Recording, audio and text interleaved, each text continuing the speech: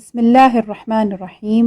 الحمد لله رب العالمين، والصلاة والسلام على رسول الله صلى الله عليه وسلم وآله وصحبه أجمعين۔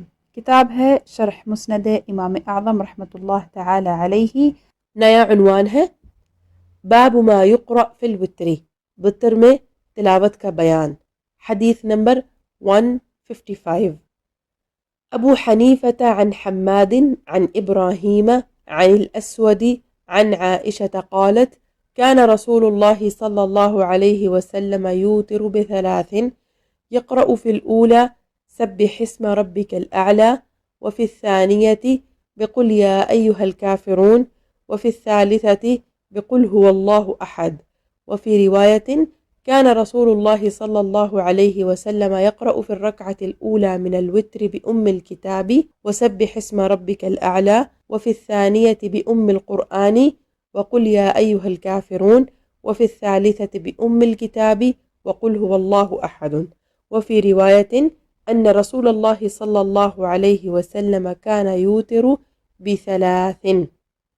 حضرت عائشہ رضی اللہ عنہا فرماتی ہیں کہ رسول اللہ صلی اللہ علیہ وسلم 3 رکعات وتر ادا فرماتے تھے۔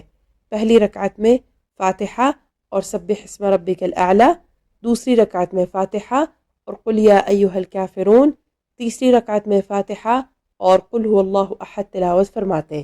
ایک روایت میں ہے کہ رسول اللہ صلی اللہ علیہ وسلم وتر کے پہلی رکعت میں فاتحہ اور سبح اسم ربک الاعلی، دوسری رکعت میں فاتحہ اور قل یا ایھا الکافرون، تیسری رکعت میں فاتحہ اور قل هو اللہ احد تلاوت فرماتے۔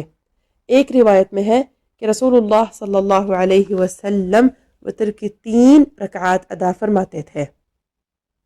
حدیث کی شرح، حضرت عائشہ فرماتی ہے کہ نبی اکرم صلی اللہ علیہ وسلم ہمیشہ وتر 3 رکعات پڑھتے تھے، اور اس کی رکعتوں میں سے پہلی رکعت میں سبح اسم ربک الاعلی اور دوسری میں قل یا ایھا الکافرون اور تیسری میں قل هو اللہ احد پڑھتے تھے۔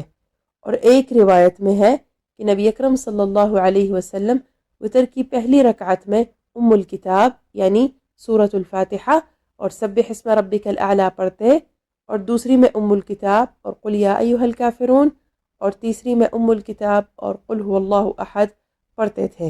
ان تمام احادیث سے ثابت ہوا کہ وتر کی 3 رکعتیں ہیں۔ حاشیہ میں ذکر ہے شرح الملا علی القاری رحمۃ اللہ تعالی علیہ علی مسند الامام الاعظم، صفحہ نمبر 50۔ آپ دیکھ رہے ہیں PATF Islamic info YouTube channel. مزید اسلامک ویڈیوز کے لیے ہمارا چینل سبسکرائب کریں۔ حدیث نمبر 156۔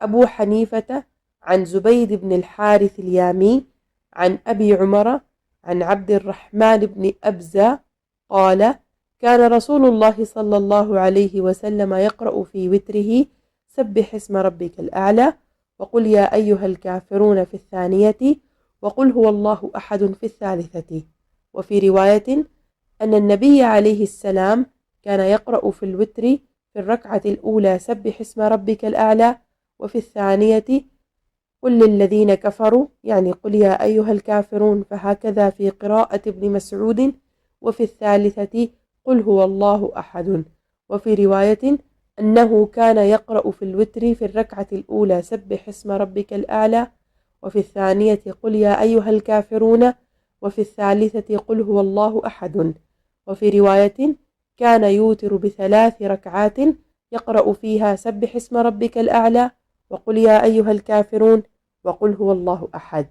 حضرت عبد الرحمن بن ابزہ فرماتے ہیں کہ رسول اللہ صلی اللہ علیہ وسلم وتر کی پہلی رکعت میں سبح اسم ربک الاعلی، دوسری رکعت میں قل یا ایھا الکافرون، تیسری رکعت میں قل هو اللہ احد تلاوت فرماتے۔ ایک روایت میں ہے کہ نبی کریم صلی اللہ علیہ وسلم وتر کی پہلی رکعت میں سبح اسم ربک الاعلی، دوسری رکعت میں قل للذین کفروا یعنی قل یا ایھا الکافرون، اور یہ حضرت ابن مسعود رضی اللہ عنہ کی قراءت میں سے ایک ہے، یعنی اسی طرح ایک ہے۔ تیسری رکعت میں قل هو اللہ احد تلاوت فرماتے۔ ایک اور روایت میں ہے کہ آپ صلی اللہ علیہ وسلم وتر کی پہلی رکعت میں سبح اسم ربک الاعلی، دوسری رکعت میں قل یا ایھا الکافرون، تیسری رکعت میں قل هو اللہ احد تلاوت فرماتے۔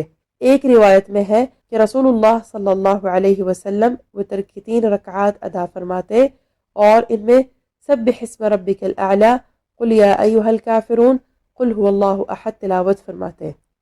حدیث کی شرح، یہ حدیث ما قبل کے ہم معنی ہے، واللہ اعلم۔ یہ کتاب PATF اسلامک انفو کی جانب سے پیش کی جا رہی ہے۔